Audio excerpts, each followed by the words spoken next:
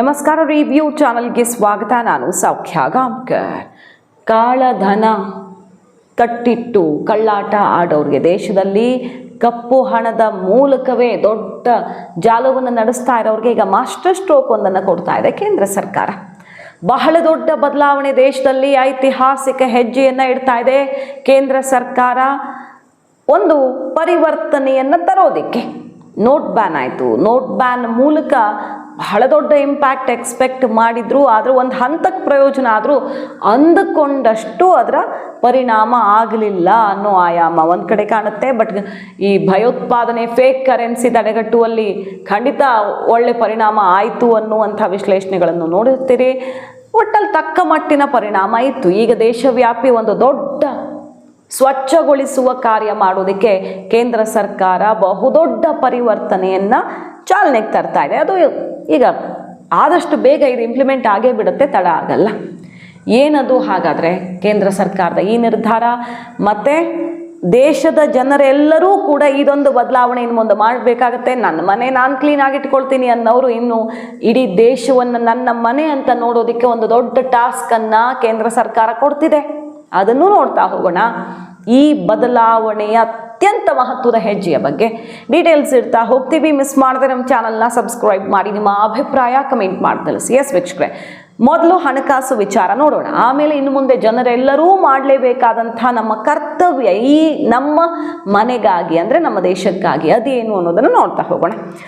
ನಗದು ಡೆಪಾಸಿಟ್ ಸಂಬಂಧಪಟ್ಟಂತೆ ಮತ್ತು ನಗದು ವ್ಯವಹಾರಕ್ಕೆ ಸಂಬಂಧಪಟ್ಟಂತೆ, ನಮ್ಮ ಆರ್ಥಿಕ ವ್ಯವಹಾರಕ್ಕೆ ಸಂಬಂಧಪಟ್ಟಂತೆ ನಿಯಮಗಳನ್ನು ತರ್ತಾ ಇದೆ ಈಗ ಕೇಂದ್ರ ಸರ್ಕಾರ. ಕಪ್ಪು ಹಣ ತಡೆಗಟ್ಟೋದಕ್ಕೆ, ವಹಿವಾಟಲ್ಲಿ ಪಾರದರ್ಶಕತೆಯನ್ನು ತರೋದಕ್ಕೆ ಸರ್ಕಾರ ಆದಾಯ ತೆರಿಗೆ ಇಲಾಖೆ ಕಾಯ್ದೆಗೆ ಒಂದಿಷ್ಟು ಬದಲಾವಣೆಗಳನ್ನು ಮಾಡಿರೋದು.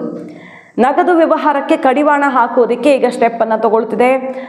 ತಕ್ಷಣಕ್ಕೆ ಜಾರಿಯಾಗುತ್ತೆ, ನಾಳೆಯಿಂದನೇ ಜಾರಿಗೆ ಬರುತ್ತೆ. ಸಾರ್ವಜನಿಕರು ಈ ಕುರಿತು ಗಮನ ಹರಿಸ್ಕೊಂಡು ಇದರ ಬಗ್ಗೆ ತಿಳುವಳಿಕೆ ಇಟ್ಕೊಳ್ಳೋದು ತುಂಬ ಇಂಪಾರ್ಟೆಂಟ್. ಹಾಗಾಗಿ ಅದರ ಬಗ್ಗೆ ಬೆಳಕು ಚೆಲ್ಲೋ ಪ್ರಯತ್ನವನ್ನು ನಾವು ಮಾಡ್ತಿದ್ವಿ. ಏನೇನಾಗುತ್ತೆ? ನಗದು ಡೆಪಾಸಿಟ್ ಮೇಲೆ ಈಗ ಮಿತಿಯನ್ನು ಹೇರಲಾಗಿದೆ. ನಿಮ್ಮ ಬಳಿ ಪ್ಯಾನ್ ಕಾರ್ಡ್ ಇದ್ದರೆ ಉಳಿತಾಯ ಖಾತೆಗೆ ವರ್ಷಕ್ಕೆ ಸೇವಿಂಗ್ ಅಕೌಂಟ್ಸ್ಗೆ 10 ಲಕ್ಷದವರೆಗೆ ಮಾತ್ರ ನಗದು ಡೆಪಾಸಿಟ್ ಮಾಡಬಹುದು. ಅಥವಾ ನಿಮ್ಮ ಹತ್ರ ಪ್ಯಾನ್ ಕಾರ್ಡ್ ಇಲ್ಲದವರಾಗಿದ್ದರೆ 5 ಲಕ್ಷದವರೆಗೆ ಮಾತ್ರ ನೀವು ಡೆಪಾಸಿಟ್ ಮಾಡ್ಕೊಳ್ಬೋದು ಉಳಿತಾಯದ ಖಾತೆಗೆ. ಹಾಗೆ ಕರೆಂಟ್ ಅಕೌಂಟ್ಗೆ 1 ವರ್ಷಕ್ಕೆ 50 ಲಕ್ಷ ರೂಪಾಯಿವರೆಗೆ ಡೆಪಾಸಿಟ್ ಮಾಡೋಕ್ಕೆ ಅವಕಾಶ ಇರುತ್ತೆ. ಗರಿಷ್ಠ ಮಿತಿಗಿಂತ ಹೆಚ್ಚು ನಗದು ಡೆಪಾಸಿಟ್ ಆದರೆ ಬ್ಯಾಂಕ್ಗಳಿಂದ ಇನ್ಕಮ್ ಟ್ಯಾಕ್ಸ್ ಇಲಾಖೆಗೆ ಮಾಹಿತಿಯನ್ನು ಡೈರೆಕ್ಟಾಗಿ ರವಾನೆ ಮಾಡ್ತಾರೆ. ಏನು ಲಿಮಿಟ್ ಕೊಟ್ಟಿರ್ತಾರೋ ಅದಕ್ಕಿಂತ ಜಾಸ್ತಿ ಹಣವನ್ನು ಡೆಪಾಸಿಟ್ ಮಾಡಿದರೆ ಆದಾಯ ತೆರಿಗೆ ಇಲಾಖೆ ಸರಿಯಾದ ಸ್ಪಷ್ಟನೆ ಅವ್ರಿಗೆ ಕೊಡಬೇಕಾಗತ್ತೆ. IT ಅವ್ರಿಗೆ ನಾವು ಏನೇನು ಅಂತ ಡಾಕ್ಯುಮೆಂಟ್ಸನ್ನು ಕೊಡಬೇಕಾಗತ್ತೆ. ಇಲ್ಲದಿದ್ದಲ್ಲಿ 84%, ನೋಡಿ ಇದು ತುಂಬ ಇಂಪಾರ್ಟೆಂಟ್, ನಾವು ನಮ್ಮ ಮಿತಿ ಬಿಟ್ಟು ಜಾಸ್ತಿ ಟ್ರಾನ್ಸಾಕ್ಷನ್ ನಡೆಸಿದ್ರೆ, ಅದಕ್ಕೆ ದಾಖಲೆ ಕೊಡುವಲ್ಲಿ ವಿಫಲ ಆದರೆ 84% ದಂಡ. 84% ಅಂದರೆ ಆಲ್ಮೋಸ್ಟ್ ಅದರ ಬಹುಪಾಲು ದಂಡಕ್ಕೆ ಹೋಗುತ್ತೆ ಮತ್ತು ತೆರಿಗೆಯನ್ನು ಕೂಡ ವಿಧಿಸ್ತಾರೆ. ಇದು ಅತಿ ದೊಡ್ಡ ಬದಲಾವಣೆ ಈಗ ಕೇಂದ್ರ ಸರ್ಕಾರ ತರ್ತಿರೋದು. ಇನ್ನು IT ರಿಟರ್ನ್ಸ್ ದಾಖಲು ಮಾಡದೇ ಇದ್ದಲ್ಲಿ ಹಣ ವಿತ್ಡ್ರಾ ಮಿತಿ ವರ್ಷಕ್ಕೆ ಬರೀ 20 ಲಕ್ಷ ರೂಪಾಯಿ ಅಷ್ಟೇ ಇರುತ್ತೆ. 20 ಲಕ್ಷ ರೂಪಾಯಿಗಿಂತ ಜಾಸ್ತಿ ನಗದು ವಿತ್ಡ್ರಾ ಮಾಡಿದರೆ 2% TDS ಕಟ್ ಆಗುತ್ತೆ. 1 ಕೋಟಿ ರೂಪಾಯಿಗಿಂತ ಹೆಚ್ಚು ನಗದು ವಿತ್ಡ್ರಾ ಮಾಡಿದಲ್ಲಿ 5% TDS ಕಟ್ ಆಗುತ್ತೆ. ಮತ್ತು ಈ ಕಾಯ್ದೆ ತಕ್ಷಣಕ್ಕೆ ಎಲ್ಲರೂ ಅಳವಡಿಕೆ ಮಾಡಿಕೊಳ್ಳೋದಕ್ಕೆ ರೂಢಿಸ್ಕೊಳ್ಬೇಕಾಗತ್ತೆ. ಇನ್ನು ಟೈಮ್ ಕೊಡ್ತಾ ಇಲ್ಲ ಕೇಂದ್ರ ಸರ್ಕಾರ. ಆದಾಯ ತೆರಿಗೆಯಲ್ಲಿ ಒಂದು ಮಗುವಿನ ಶಿಕ್ಷಣ ಅಲೋವೆನ್ಸ್ ಡಿಡಕ್ಷನ್ ತಿಂಗಳಿಗೆ ಈಗಿರುವಂಥ 100 ರೂಪಾಯಿಯಿಂದ 3,000 ರೂಪಾಯಿಗೆ ಏರಿಸಲಾಗ್ತಿದೆ.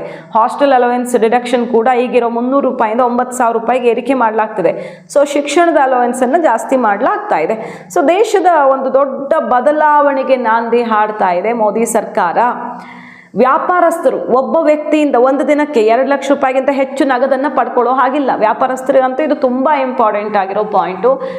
ಯಾವುದೇ ಸಣ್ಣ ಪುಟ್ಟ ವ್ಯಾಪಾರ ಮಾಡೋರು ಕೂಡ 2 ಲಕ್ಷ ರೂಪಾಯಿ ಏನೋ ಒಂದು ಐಟಮ್ಗೋ ಅಥವಾ ಬೇರೆ ರೀತಿಯಲ್ಲಿ ತೊಗೊಂಡು ಬಿಡಬಹುದು. ಅದಕ್ಕೆ ಅವಕಾಶ ಇಲ್ಲ. 2 ಲಕ್ಷ ರೂಪಾಯಿಗಿಂತ ಜಾಸ್ತಿ ಒಬ್ಬ ವ್ಯಕ್ತಿಯಿಂದ ಪಡ್ಕೊಳ್ಳೋಕ್ಕೆ ಅವಕಾಶ ಇರಲ್ಲ. ಅದಕ್ಕಿಂತ ಹೆಚ್ಚು ನಗದು ಪಡ್ಕೊಂಡಲ್ಲಿ ಸೆಕ್ಷನ್ 186 ಪ್ರಕಾರ ಆ ಹಣದ ಮೇಲೆ 100% ಪೆನಾಲ್ಟಿ ಇರುತ್ತೆ. ಆಸ್ತಿ ಖರೀದಿ ಸಂದರ್ಭದಲ್ಲಿ 20,000ಕ್ಕಿಂತ ಹೆಚ್ಚು ನಗದು ಹಣವನ್ನು ಕೊಡೋ ಹಾಗಿಲ್ಲ. ಆಸ್ತಿ ವ್ಯವಹಾರದಲ್ಲಿ ಸಾಮಾನ್ಯವಾಗಿ ಆನ್ ದಿ ರೆಕಾರ್ಡು ಡಾಕ್ಯುಮೆಂಟಲ್ಲಿ ಏನಿರುತ್ತೋ ಅದಕ್ಕಿಂತ ಜಾಸ್ತಿ ವ್ಯವಹಾರ ಆಗುತ್ತೆ. ಗೌರ್ಮೆಂಟ್ ರೇಟ್ ಇಷ್ಟು, ಆಫ್ ದಿ ರೆಕಾರ್ಡ್ ಇಷ್ಟು ಅಂತ ವ್ಯವಹಾರ ಆಗುತ್ತೆ. ಮತ್ತು ಹಣದಲ್ಲೇ ಸುಮಾರು ಡಿಮ್ಯಾಂಡ್ ಮಾಡೋರು ಇರ್ತಾರೆ. ಇನ್ನು ಮುಂದಾಗಲ್ಲ, ಅದು 20,000 ಅಷ್ಟೇ ಹಣ ಅದಕ್ಕಿಂತ ಮೀರಿದಂಗೆ ಮಾಡಿದ್ರೆ 100% ದಂಡವನ್ನು ವಿಧಿಸಬಹುದು, 100% ಪೆನಾಲ್ಟಿ ಅವ್ರಿಗೆ. ಪ್ರಾಪರ್ಟಿ ಡೀಲ್ ಕ್ಯಾನ್ಸಲ್ ಆದಲ್ಲಿ ಹಣವನ್ನು 20,000ಕ್ಕಿಂತ ಹೆಚ್ಚು ನಗದು ರೂಪದಲ್ಲಿ ಕೊಟ್ಟರು 100% ಪೆನಾಲ್ಟಿ ವಿಧಿಸೋದಕ್ಕೆ ಅವಕಾಶ ಇರುತ್ತೆ.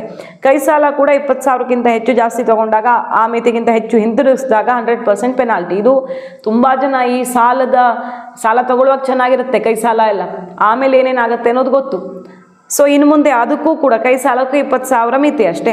ಮನೆ ಕಚೇರಿ ಬಾಡಿಗೆ ಕೊಡೋ ಸಂದರ್ಭದಲ್ಲಿ 20,000ಕ್ಕಿಂತ ಹೆಚ್ಚು ಜಾಸ್ತಿ ಸೆಕ್ಯೂರಿಟಿ ಡೆಪಾಸಿಟ್ ತಗೊಂಡಲ್ಲಿ 100% ಪೆನಾಲ್ಟಿ. ಆ ಮನೆ ಮೇಲೆ ಡಿಪೆಂಡ್ ಆಗಿರುತ್ತೆ. 2 ಲಕ್ಷದ ತನಕ ಡೆಪಾಸಿಟ್ ಇಡಿಸ್ಕೊಳ್ಳೋರು ಕೂಡ ಇದ್ರು. 20,000ಕ್ಕಿಂತ ಹೆಚ್ಚು ಸೆಕ್ಯೂರಿಟಿ ಡೆಪಾಸಿಟನ್ನು ಹಾಕೋ ಹಾಗಿಲ್ಲ. ಇನ್ನು ಮುಂದೆ 100% ದಂಡ ಬೀಳುತ್ತೆ. ಬಾಡಿಗೆದಾರರು ಮನೆ ಖಾಲಿ ಮಾಡುವಾಗ ಸೆಕ್ಯೂರಿಟಿ ಡೆಪಾಸಿಟ್ 20,000ಕ್ಕಿಂತ ಜಾಸ್ತಿ ನಗದು ರೂಪದಲ್ಲಿ ಹಿಂತಿರುಗಿಸಿದ್ರೂ ಕೂಡ ದಂಡ ಬೀಳುತ್ತೆ 100%. ವ್ಯಾಪಾರಸ್ಥರು ಒಂದೇ ದಿನ ಒಬ್ಬ ವ್ಯಕ್ತಿ 10,000ಕ್ಕಿಂತ ಜಾಸ್ತಿ ಪೇಮೆಂಟ್ ಮಾಡಿದ್ರೆ ಅದನ್ನು ಖರ್ಚಿನ ಬಾಬ್ತಿಗೆ ತಗೊಳ್ಳೋಕ್ಕಾಗಲ್ಲ. ಈ ರೀತಿ ನಿಯಮಗಳನ್ನು ಕಟ್ಟುನಿಟ್ಟಿನ ನಿಯಮಗಳನ್ನು ತರ್ತಿರೋದು. ಈ ಮೂಲಕ ದೇಶದಲ್ಲಿ ಕಣ್ಣು ತಪ್ಪಿಸಿ ನಡೆಯುವ ವ್ಯವಹಾರಗಳು, ಕದ್ದು ಮುಚ್ಚಿ ನಡೆಯುವಂಥ ವ್ಯವಹಾರಗಳು, ಲೆಕ್ಕಕ್ಕೆ ಸಿಗದಂಥ ವ್ಯವಹಾರಗಳು ಅಂತ ಏನಾಗ್ತಿದ್ವಲ್ಲ, ಅದಕ್ಕೆ ಕಡಿವಾಣ ಹಾಕೋದಕ್ಕೆ ಒಂದು ಒಳ್ಳೆ ಅವಕಾಶ ಆಗ್ತಿದೆ. ದೇಶದಲ್ಲಿ ಭ್ರಷ್ಟಾಚಾರ ನಿರ್ಮೂಲನೆ ಮಾಡೋದಕ್ಕೆ ಒಂದು ಹೆಜ್ಜೆಯನ್ನು ಇಡ್ತಿರೋದು. ಆದಾಯ ತೆರಿಗೆ ಪಾವತಿಯಲ್ಲಿ ಮಹತ್ವದ ಬದಲಾವಣೆ ಆಗ್ತಿದೆ. ಬಜೆಟ್ ಈಗಾಗಲೇ ಪ್ರಕಟ ಮಾಡಿರುವಂತೆ ಆದಾಯ ತೆರಿಗೆ ಸ್ಲ್ಯಾಬ್ನಲ್ಲಿ ಬದಲಾವಣೆ ಆಗಲ್ಲ, ಆದರೆ ಕೆಲವೊಂದು ಬದಲಾವಣೆಗಳನ್ನು ತಂದಿದ್ದಾರೆ, ಸ್ಲ್ಯಾಬ್ ಅಲ್ಲದೆ ಇದ್ರೂ ಕೂಡ. ಏಪ್ರಿಲ್ 1ರಿಂದ ಅದೆಲ್ಲ ಜಾರಿಗೆ ಬರುತ್ತೆ. ಇದು ನಾವು ಆರ್ಥಿಕ ವ್ಯವಹಾರಕ್ಕೆ ಸಂಬಂಧಪಟ್ಟಂತೆ ತಿಳ್ಕೊಳ್ಬೇಕಾಗಿರೋದು. ಈ ಕ್ಷಣಕ್ಕೇನೆ ಅದ್ರ ಬಗ್ಗೆ ಜಾಗೃತಿ ವಹಿಸ್ಕೊಳ್ಬೇಕು ಮತ್ತು ಫಾಲೋ ಮಾಡಬೇಕಾಗತ್ತೆ. ಇಡೀ ದೇಶ ಈ ಬದಲಾವಣೆಗೆ ಸಾಥ್ ಕೊಡಬೇಕಾಗತ್ತೆ. ಇನ್ನೊಂದು ತುಂಬ ಇಂಪಾರ್ಟೆಂಟ್, ನಮ್ಮ ನಾಗರಿಕ ಸಮಾಜದಲ್ಲಿ ನಮ್ಮ ಜವಾಬ್ದಾರಿ ಅಂತ ಒಂದಿಷ್ಟು ಇರುತ್ತಲ್ಲ. ನಾವು ಸರ್ಕಾರ ಬೈಯೋದು ಯಾವಾಗೂ ಇರುತ್ತೆ, ಅದು ಮಾಡಿಲ್ಲ ಇದು ಮಾಡಿಲ್ಲ ಅಂತ. ನಮ್ಮ ಜವಾಬ್ದಾರಿನ ನಾವು ಎಷ್ಟು ಕೆಟ್ಟದಾಗ ನಿಭಾಯಿಸ್ತಿದ್ದೀವಿ ಅಂದರೆ, ನಮ್ಮ ಮನೆ ಮಾತ್ರ ಕ್ಲೀನ್ ಇಟ್ಕೊಂಡು ನಮ್ಮ ದೇಶದಲ್ಲಿ ಹೊರಗಡೆ ರಸ್ತೆ ಆಗಲಿ ಪಬ್ಲಿಕ್ ಪ್ಲೇಸ್ಗಳಾಗಲಿ ಯಾವುದನ್ನು ಎಷ್ಟು ಕೆಟ್ಟದಾಗಿ ನಡ್ಕೊಡ್ತಿದ್ವಲ್ಲ, ಇನ್ನು ಮುಂದೆ ಅದಾಗಲ್ಲ. ಸೊ ಒಂದು ದೊಡ್ಡ ಬದಲಾವಣೆ ನಮ್ಮ ದೇಶದಲ್ಲಿ, ಆ ಪ್ರಜ್ಞೆ ನಮ್ಮ ಬೇಸಿಕ್ ನಮ್ಮ ಕರ್ತವ್ಯ ಮಾಡಲೇಬೇಕಾಗಿ ಬರುತ್ತೆ ಇನ್ನು ಮುಂದೆ. ಆ ಮೂಲಕ ದೇಶದ ಅಂದ ಚಂದ ಆರೋಗ್ಯ ವಾತಾವರಣ ಬದಲಾಯಿಸೋದಕ್ಕೆ ಬಿಗ್ ಸ್ಟೆಪ್ಪನ್ನು, ಅತ್ಯಂತ ಅನಿವಾರ್ಯವಾದ ಹೆಜ್ಜೆಯನ್ನು ಇಡ್ತಿದೆ. ಯಾವುದದು ಮಸೂದೆ, ಜನವಿಶ್ವಾಸ ಮಸೂದೆ ಮಂಡನೆಯಾಗಿದೆ. ಯಾವ ಥರ ಇರುತ್ತೆ? ಕಸ ಸಂಗ್ರಹಣೆ ಸೂಕ್ತ ವ್ಯವಸ್ಥೆ ಮಾಡದೇ ಇದ್ರೆ ಸದ್ಯ ಇರೋ 50 ರೂಪಾಯಿ ದಂಡ 500 ರೂಪಾಯಿಗೆ ಏರಿಕೆ ಆಗುತ್ತೆ. ಕಸ ಸಂಗ್ರಹಣೆ ವಿಚಾರದಲ್ಲಿ ಕಟ್ಟುನಿಟ್ಟಿನ ಕ್ರಮ. ಬೀದಿಗೆ ಕೊಳಕು ನೀರು ಹರಿಬಿಟ್ರೆ 200 ರೂಪಾಯಿ ದಂಡ. ಕಟ್ಟಡಗಳಿಗೆ ಸಂಬಂಧಪಟ್ಟಂತೆ ಅಪಾಯಕಾರಿ ಭಾಗವನ್ನು ತೆರವುಗೊಳಿಸದೇ ಇದ್ರೆ 1000 ರೂಪಾಯಿ ದಂಡವನ್ನು ಪಾವತಿ ಮಾಡಬೇಕಾಗತ್ತೆ. ಪರವಾನಗಿ ಇಲ್ಲದೆ ಸಾರ್ವಜನಿಕ ಸ್ಥಳದಲ್ಲಿ ಮಾರಾಟ ಮಾಡಿದ್ರೆ ಕಂಡಲ್ಲಿ ಫುಟ್ಪಾತ್ ಮತ್ತೊಂದು 2,000 ರೂಪಾಯಿ ದಂಡ. ಹಾಗೆ ಬೀದಿಗಳಲ್ಲಿ ವಸ್ತುಗಳನ್ನು ಇಟ್ಟರೆ ವಿಧಿಸಲಾಗ್ತಿದ್ದ 1,000 ರೂಪಾಯಿ ದಂಡ ಹಾಗೂ ಜೈಲು ಶಿಕ್ಷೆ ಬದಲು 5,000 ರೂಪಾಯಿ ದಂಡ ಪ್ರಸ್ತಾಪ ಮಾಡಲಾಗಿದೆ ಈಗ. ಸೊ ತುಂಬ ಒಂದು ಕಠಿಣವಾದಂಥ ಶಿಕ್ಷೆ ವಿಧಿಸೋದಕ್ಕೆ ಕೇಂದ್ರ ಸರ್ಕಾರ ಪ್ಲಾನನ್ನು ಮಾಡಿದೆ. ಮತ್ತು ನಾಯಿ ವಿಚಾರದಲ್ಲಿ, ಮಲಮೂತ್ರ ವಿಸರ್ಜನೆ ವಿಚಾರದಲ್ಲಿ, ಎರಡರಲ್ಲೂ ಕೂಡ ಕಟ್ಟುನಿಟ್ಟಿನ ಕ್ರಮ. ಯಾರೂ ಕೂಡ ರಸ್ತೆಗಳಲ್ಲಿ ಅಥವಾ ಎಲ್ಲೇ ಸಾರ್ವಜನಿಕ ಸ್ಥಳಗಳಲ್ಲಿ ಹೊರಗಡೆ ಬಹಿರ್ದೆಸೆಗೆ ಹೋದರೆ ಅವ್ರಿಗೆ ದಂಡ ಬೀಳುತ್ತೆ. ಏಪ್ರಿಲ್ 1ರಿಂದ ಮಹಾನಗರ ರಸ್ತೆಗಳಲ್ಲಿ, ಫುಟ್ಪಾತ್ ಇಲ್ಲವೇ ಪಾರ್ಕ್ಗಳಲ್ಲಿ ಸಾಕು ನಾಯಿಗಳಾಗಲಿ ಅಥವಾ ಮನುಷ್ಯರಾಗಲಿ ಮೂತ್ರ ವಿಸರ್ಜನೆ ಅಂತೂ ತುಂಬ ಕಾಮನ್ ಆಗಿ ಬೆಂಗಳೂರಲ್ಲಿ ಯಾವ ರೋಡಲ್ಲಿ ನೋಡಿದ್ರೂ ಕಂಡು ಬರುತ್ತೆ. ಸೊ ಅದನ್ನು ಕೂಡ ಸ್ಟ್ರಿಕ್ಟ್ ಆಗಿ ಈಗ ಈ ಏನು ಆ್ಯಕ್ಷನ್ಗೆ ಒಳಪಡಿಸಲಾಗತ್ತೆ. ಜನವಿಶ್ವಾಸ ಮಸೂದೆ ಸಂಸತ್ನಲ್ಲಿ ಮಂಡಿಸಲಾಗ್ತಾ ಇದ್ದು ಅದನ್ನು ಏಪ್ರಿಲ್ 1ರಿಂದಲೇ ಜಾರಿಗೆ ತರಲಾಗತ್ತೆ. ದುರ್ವರ್ತನೆ ತೋರಿದ್ರೆ ಪ್ರಸ್ತಾವಿತ ಜನವಿಶ್ವಾಸ ಕಾನೂನಿನಡಿ 500 ರೂಪಾಯಿಂದ 1,000 ರೂಪಾಯಿ ತನಕ ಸ್ಪಾಟಲ್ಲಿ ದಂಡ ಹಾಕಬಹುದು. ಅದಕ್ಕೆ ದಂಡ ಹಾಕಿ ಮಾನಿಟರ್ ಮಾಡೋದಕ್ಕೂ ಕೂಡ ತಕ್ಷಣ ಎಲ್ಲ ಮಹಾನಗರ ಪಾಲಿಕೆಗಳಲ್ಲಿ ವ್ಯವಸ್ಥೆಗೆ ಈಗ ಮುಂದಾಗ್ತಾ ಇರೋದು. ಸರಪಳಿ ಇಲ್ಲದೆ ನಾಯಿ ತಗೊಂಡು ಹೋಗೋದು 1,000 ರೂಪಾಯಿ ದಂಡ ಬೀಳುತ್ತೆ. ಮತ್ತು ಸಾಕು ನಾಯಿ, ಬೀದಿ ನಾಯಿಗಳದ್ದು ಕಂಟ್ರೋಲ್ ಮಾಡೋಕ್ಕಾಗಲ್ಲ ನಾವು, ಇನ್ನೂ ಏನೇನು ವ್ಯವಸ್ಥೆ ಬರಬೇಕು. ಬಟ್ ಜನ ಜವಾಬ್ದಾರಿ ತಗೊಳ್ಬೇಕಲ್ಲ. ಸಾಕು ನಾಯಿಗಳು ಹೊರಗಡೆ ರಸ್ತೆಯಲ್ಲಿ ವಾಕಿಂಗ್ ಕರ್ಕೊಂಡು ಹೋಗಿ ಮಲಮೂತ್ರ ವಿಸರ್ಜನೆ ಮಾಡಿಸಿ ಬಂದರೆ ಇನ್ನು ಮುಂದೆ ದಂಡ ಬೀಳುತ್ತೆ. ನೀವು ನಾಯಿ ಸಾಕಿದ್ರ ಅಂದರೆ ಹೊರಗಡೆ ಸಮಾಜಕ್ಕೆ ನೀವು ತೊಂದರೆ ಮಾಡಬಾರ್ದು, ನಿಮ್ಮದೇ ಜವಾಬ್ದಾರಿ ಅನ್ನೋದನ್ನು ಈಗ ಎನ್ಶೂರ್ ಮಾಡ್ತಾ ಇದೆ ಸರ್ಕಾರ. ಸೊ ಇದು ನೋಡೋರಿಗೆ ಒಂಥರ ತಮಾಷೆ, ಏನು ದೊಡ್ಡ ವಿಷಯನ ಇದು, ಇದರಿಂದ ಏನು ಬದಲಾವಣೆ ಆಗಿಬಿಡುತ್ತೆ, ಎಷ್ಟೊಂದು ಮಾಡೋ ಕೆಲಸಗಳಿವೆ, ಇದನ್ನು ಮಾಡೋಕ್ಕೆ ಬಂದಿದ್ದಾರೆ, ಹೀಗೆಲ್ಲ ಕಮೆಂಟ್ಸ್ ಬರ್ಬೋದು. ಬಟ್ ಇದು ತುಂಬ ಇಂಪಾರ್ಟೆಂಟು.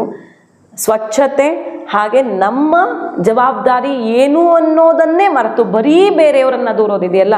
ರಸ್ತೆ ಮಾಡಿಲ್ಲ, ಹೌದು ತಪ್ಪು ಸರ್ಕಾರದ್ದು, ಟೀಕೆ ಮಾಡೋಣ, ಓಟ್ ಹಾಕುವ, ಕಿವಿ ಹಿಂಡೋಣ. ಬಟ್ ನಮ್ಮ ಜವಾಬ್ದಾರಿ ನಾವು ನಿಭಾಯಿಸದೇ ಇದ್ರೆ ನಾಗರಿಕ ಸಮಾಜದಲ್ಲಿ ಬದುಕೋದಕ್ಕೆ ನಮ್ಗೆ ಅರ್ಹತೆನೇ ಇರಲ್ಲ. ಅಂತಹ ಕ್ರಮ ಇನ್ನು ಮುಂದೆ ಅನಿವಾರ್ಯವಾಗಿ ಮಾಡ್ಕೊಂಡು ಹೋಗಿ, ಇಲ್ಲ ದಂಡ ತಗೊಳ್ಳಿ ಅನ್ನುವಂಥ ಕಟ್ಟುನಿಟ್ಟಿನ ಆ್ಯಕ್ಷನ್ಗೆ ಕೇಂದ್ರ ಸರ್ಕಾರ ಮುಂದಾಗ್ತಿರೋದು ಮಾತ್ರ ತುಂಬಾ ಸ್ವಾಗತಾರ್ಹ. ಸೊ ಸಮಾಜ ಕೂಡ ಇದಕ್ಕೆ ಸಾಥ್ ಕೊಡಲೇಬೇಕಾಗತ್ತೆ. ಮಾಹಿತಿ ಇಷ್ಟ ಆಗಿದ್ರೆ ಮಿಸ್ ಮಾಡದೆ ನಮ್ಮ ಚಾನಲ್ನ ಸಬ್ಸ್ಕ್ರೈಬ್ ಮಾಡಿ, ನಿಮ್ಮ ಅಭಿಪ್ರಾಯ ಕಮೆಂಟ್ ಮಾಡಿ ತಿಳಿಸಿ. Thank you.